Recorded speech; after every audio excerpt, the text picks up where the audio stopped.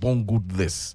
And honestly, if Nigeria were to be the Nigeria of old we used to know, Ibrahim Gusau will not survive this. He won't survive it, because the kind of uproar that will be in NFF right now would already tell him that you don't even contemplate a return to that office. Because we are talking of this is the national team. I don't do all this Chelsea thing. I only watch all this Premier League, UEFA League. I watch them out of interest as a journalist. If I need to comment on them, look at the economics of it and how does it benefit my primary constituency, which is Nigeria and Africa.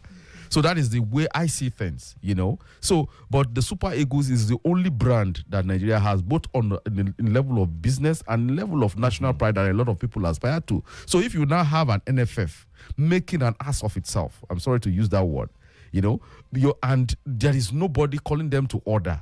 They just do things, as if nobody will ask them. I can assure you that, the problem is not even paying coach. Look at the highly rated coach that have been coming. After Parceiro said he wasn't coming on board, they wanted to coach Nigeria. So what does it take? NFF to get a qualified coach from day one? I know for a fact. In fact, I have 3 people that have offered to pay coaches that I have interviewed personally as a journalist that said they are ready to pay any amount to have a world-class coach Nigeria during the qualifiers. And I'm sure that NFF they've had those offers too. So even if they wanted to settle for, a local coach, there was an Amunike there who's been tested. In fact, the favorite was Amunike to take over, but they decided on Finidi because they know Finidi is malleable.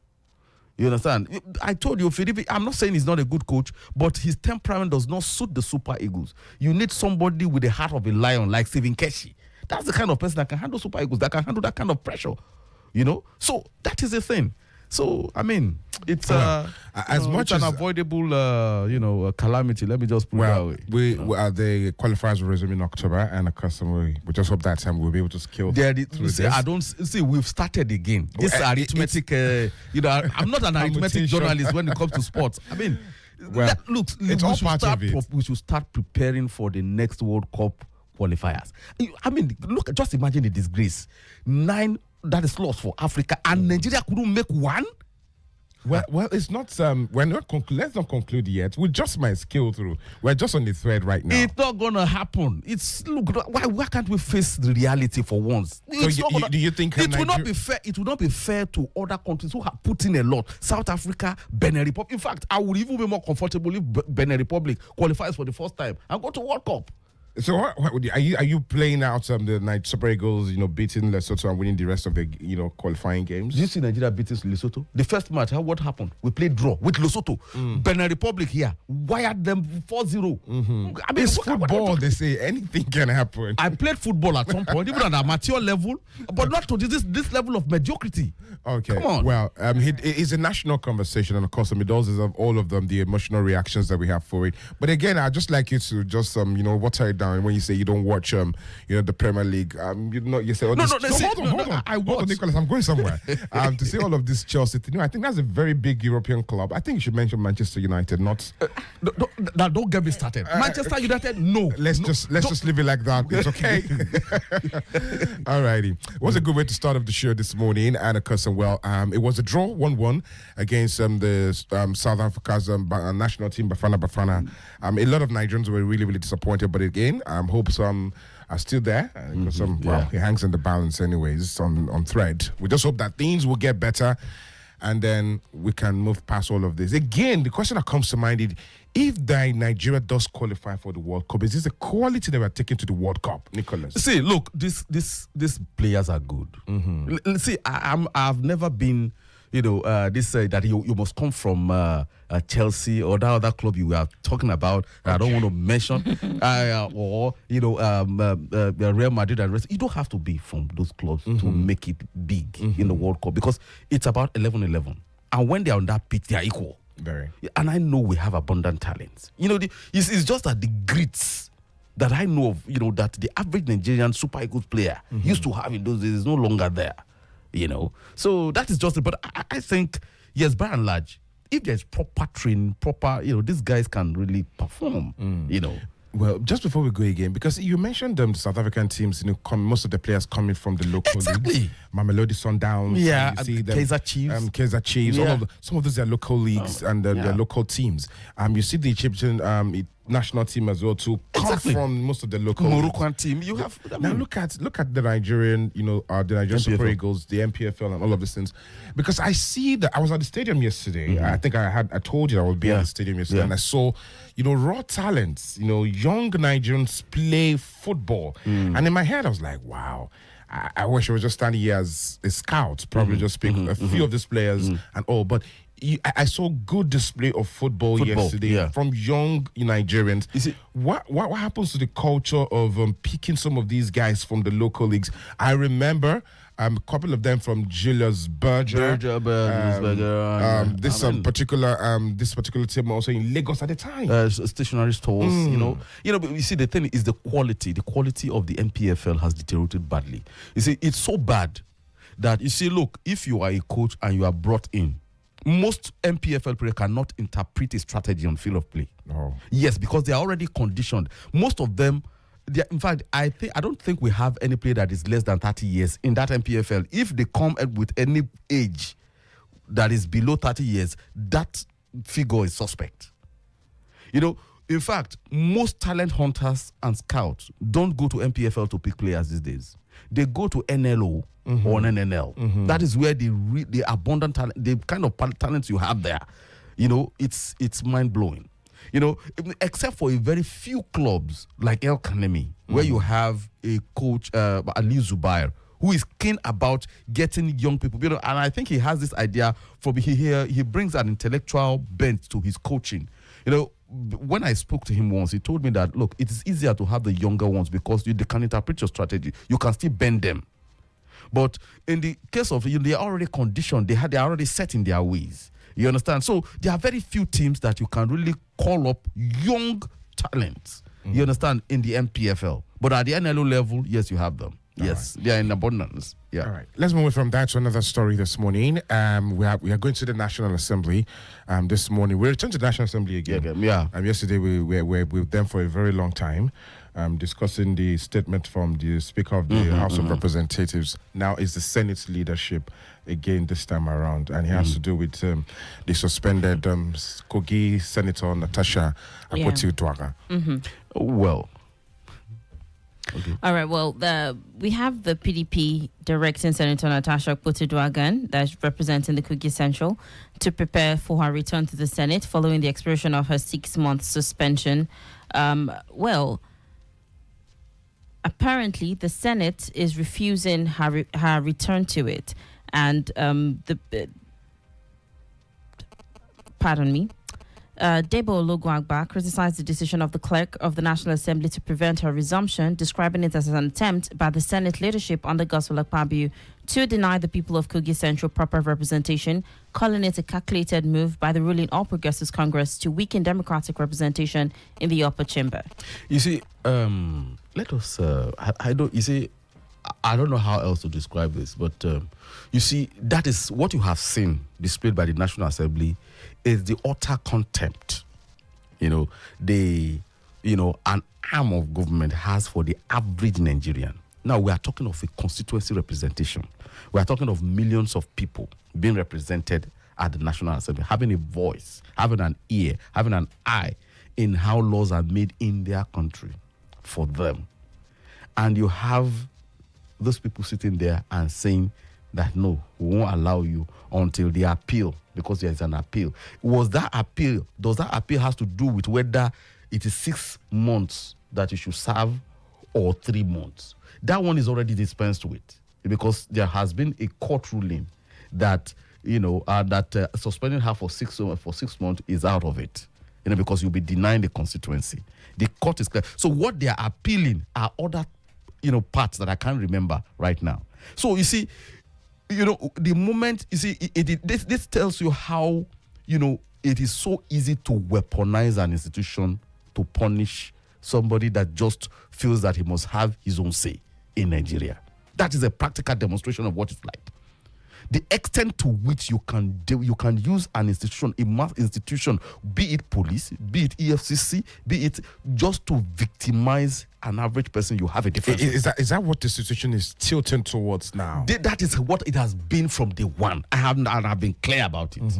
You know, when a person brings a very big allegation such as this that impugns on the character of somebody in office, you see what a country that is desirous of justice, you understand, should do is to set everything aside and listen to her. If it was found to be untrue, then you go ahead and punish as much as you want. Everybody, you have the backing of everybody. You know, but now what you are saying now, you know, is what are we talking about? Have you forgotten what is happening in Nepal? These are some of the things that led to that. You understand? You see, because you see, unfortunately in Nigeria, you know, one of the saving graces is that we are so complex, we are so tribalized and factionalized. That is why you can't have one voice. Ordinarily, what you should have is the entire Kogi people moving into National Assembly and saying that unless Tantasha resumes, they are not leaving that place. That's what you should have. But of course, they know, they already, you know, the people that are in power already understand the Nigerian side, that they can never have that one voice. That is why they can go along and do things like this. And it's such a shame. People looking at us from outside, just look at what kind of country is this. I mean, it's very sad, honestly. All right. You know? With the refusal now, is it can the court, you know, authorize a resumption, or it has to do with the Senate's leadership, you know, granting approval? On the surface of it, yes, that is what a court that is alive to its responsibility should do. But with what the kind of pronouncement that we are seeing from our courts these days, one is so frightened. You can't even take the matter. There is more or less like everything has been captured.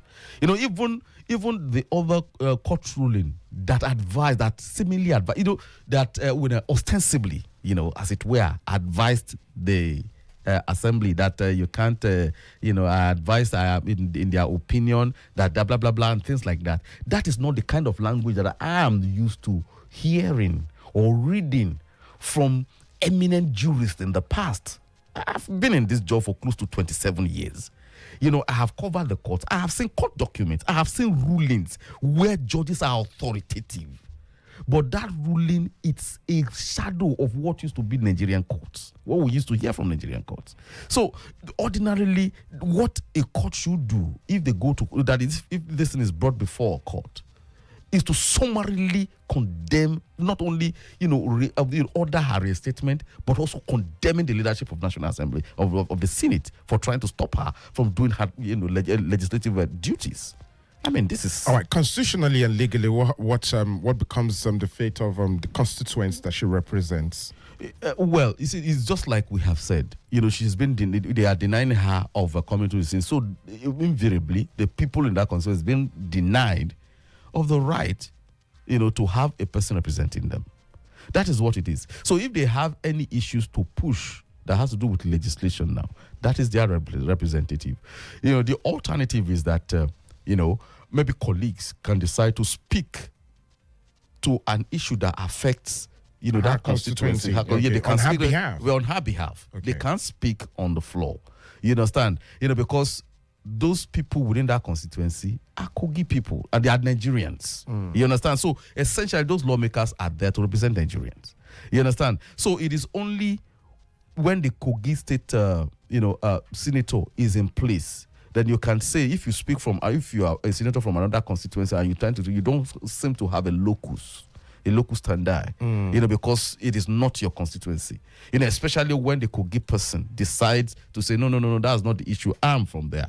So he can, because she has a locus and she's more in tune with her people than you.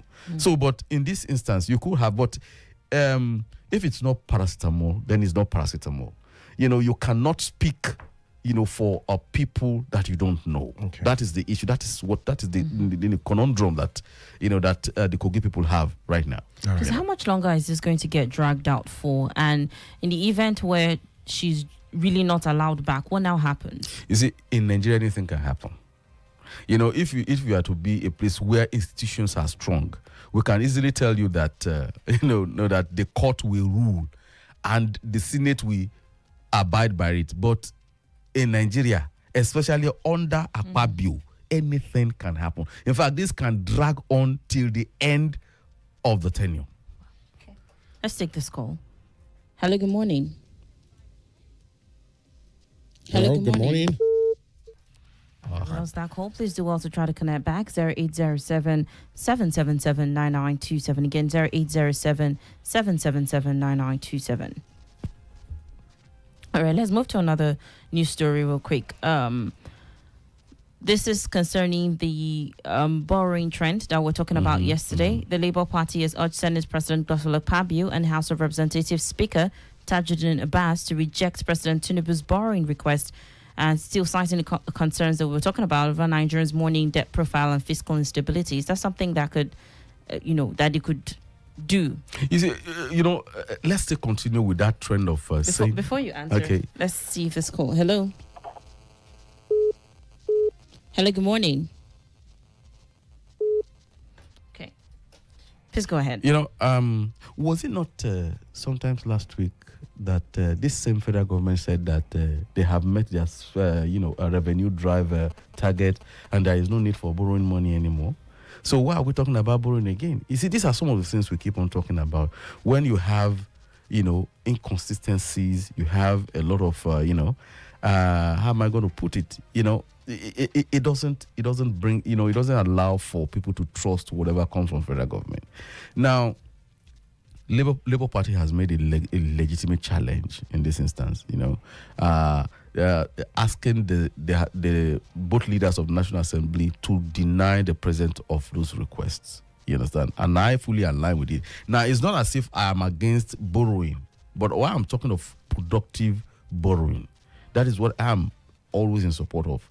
You must be able to, if you are going to borrow money, you understand, you can't keep on borrowing money, and with each borrowing we are plunging into poverty more and more. Things are more difficult for us. Look, the cost of living is I can't even describe it. It's so bad that you can't afford to fall sick in Nigeria as we speak. I was just coming from, as on my way here, I was talking to an old man, a pensioner, who told me that he went for a very simple test because, he had, he was having some discomfort, he was feeling some discomfort, within his lower region. He went for, a test. And this is just a minor test that people used to do for 500 naira. They're asking to cover 12,000 naira. A pensioner whose salary is probably within the realm of 25,000 naira. That is what comes to him. He has his pension dues. You understand? Then he has to pay another additional 10,000 naira for that. So we are talking of 25,000 naira. It's the exact amount. All right. So if what he earns at the end of the month goes into just one treatment regimen, you understand, at the hospital, how is he going to feed? He still has a wife. Fortunately, he was able to manage to build a house, a small house that he's managing. You understand? So, we were just talking about this in the morning, when we were exchanging pleasantries. So, you see, we cannot have, if you are borrowing, we should have an instance where that kind of thing, you can take care of it. That is, you plow so much money into the health sector in such a way that an old man like that can go there and get it next to free. That's what we're talking about. So that is productive. That's when a loan is productive. You understand? So he can then put his 25,000 naira into perhaps buying some things to sustain him for the month. Yeah. Still on the debt remarks, Sunday Darius, special advisor on media and public relations to the president, criticized Nomilaye for the comments on Nigeria's public debt. He said that his remarks is misleading and more theatrical than factual. He argued that while such remarks may amuse, they misrepresent the true state of the nation's finances, as he explained that the bulk of the increase came from the depreciation of the naira, which raised the domestic value of existing foreign loans rather than reckless new borrowing, while further noting that the real challenge lies with revenue mobilization, not runaway borrowing, adding that government revenues are improving and boosting debt servicing capacity and should not be the yardstick for assessing economic management. With due respect to Dari, I think that he is not facing the issues, as it were. I think he is the one that is misleading, because his comments, smacks of one who is overfed and at the same time jobless. Because you see, what Dino Malai spoke to is that you are borrowing and we don't see the effect of it on the lives of the average Nigerian. Now you are talking about the depreciating naira, whose policy led to the depreciation of naira. Depreciation of naira happens when you are not productive enough. If you are not productive enough, then you are going to take your forex to import. So your naira will be weak. So what is he saying? So in the one breath, he's confirming what Dino Malai is saying. All right, let's try this call. Hello, good morning. Hello, good morning. Good morning to you. What is your name and where are you calling from, please? Okay, this is Michael from Ilorin. Michael, please go ahead with your comment. Please. Okay, so on Senator Natasha and the Senate, I think the Senate is right. I believe that when we are looking at this issue, we should look at it. Senator Natasha filed an appeal, a 39-page document. She filed a 30-count appeal. 30. But only very few, one or two, are the ones we are hearing in the media. Please, we can get it from the online. It's there. 30 appeal. What happens to those appeals? So invariably, I'm not saying the Senate is right. I think indirectly they are trying to tell you that, you want to resume. I just want to withdraw your appeal. That's the underlying tone now. I believe that if she withdraws those appeals, of course, no sane person will continue to punish her. So I think in the interest of the people she's representing, it's not a time for us to start saying it's Senate's fault, it's Natasha's fault. She should withdraw the appeal, and I want to believe there's an appeal filed by Adedayo also. He also should withdraw his appeal.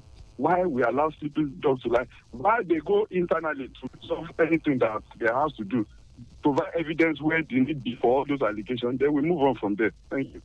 All right, Michael, thank you for expressing yourself this morning. Well, Michael says there are appeals here and there from both sides that if it's withdrawn, we might see. No, he said 30. Different thing. He said 30 count appeal. Yeah. Now, I would have loved him to speak to what part of that appeal contradicted an earlier court decision that asked the lawmakers that 6 months, this thing is too long. He should speak to that. You see, because you don't file an appeal with something you don't agree with. You understand? So what you already agree with. Go and look at that appeal. You will not see an item that contradicted what the lower court said. So if that one is settled, why not let her continue in the because of the need for her to be there to represent her people. Okay. So let's take that. Hello, good morning. Yeah, good morning. Good morning to you. What's your name and where are you calling from, please? My name is Richard. I'm calling from Mofa. Richard from Mofa. Good morning. Please go ahead. On this issue of Natasha, I don't know the word used to describe PDP. Why is it now that they are vote? The 6 months suspension given to Natasha is illegal. There are specific court judgments on that. When Senator Adeyemi was suspended, he went to court and court said it's illegal, that the senator don't have the right to suspend the senator for that long. When Adeyemi was suspended, he went to court, same thing, and the National Assembly did not appeal these court rulings. So something that is illegal, you are allowed to stay for 6 months. When these people want to build another illegality on that illegal, that's when you know you will speak up. That's why Nigeria is where it is, because there's nobody that is reasonable that will come to a nation where the people in the city don't obey the law to invest. Nobody. People in authority choose the court rule they want to obey and choose the one they don't want to obey. Now, we are going to repeat the same cycle over again after 6 months of suspension. Then on the issue of super egos, I think all the people in terms of running our football in Nigeria should resign. They are not being productive at all. All right. They are not being productive. Let people that know football our football, and you will see results. Thank you very much. Thank you for your comment. Let's really quickly read this comment. Dr. Mrs. Umar Libaro, where he says, the rate at which this government is borrowing huge foreign loans gives us cause for serious concern. When Obasanjo came into power and saw our debt profile, he cried to our overlords for debt forgiveness and obtained it with discharge note of go and say no more. Even though Obasanjo was not a saint, he left reasonable funds for late Yar'Adua, his successor. What have we achieved with all the loans borrowed? Because we're still witnessing a lot of failures in the economy, security, transparency, and failure to sustain rule of law. Have all these borrowings impacted the lives of the masses? I want to remind the rubber stamp Senate that keeps approving everything that God is still on the throne watching, and his miles grind slowly but surely. That's it. That's all we can take. That's all the comments that we can take on the analysis this morning. Your closing thoughts? Well, please, Nigerians should always look beyond, petty differences and look for what is always good for Nigeria, good for the average person, So we should tailor our thoughts and our comments, along that line, All right, then. The views expressed is not in any way the position of FlowFM 92.7 or the staff therein, but is expressed by our in-house analyst, Nicholas Uwerunonye. Thank you so much for joining us on the analysis. We're back to your ears tomorrow from 8 o'clock to 8:30, God willing. I'm Danielle Shitta-Bey. Thank you for joining us. I am Adeyemi.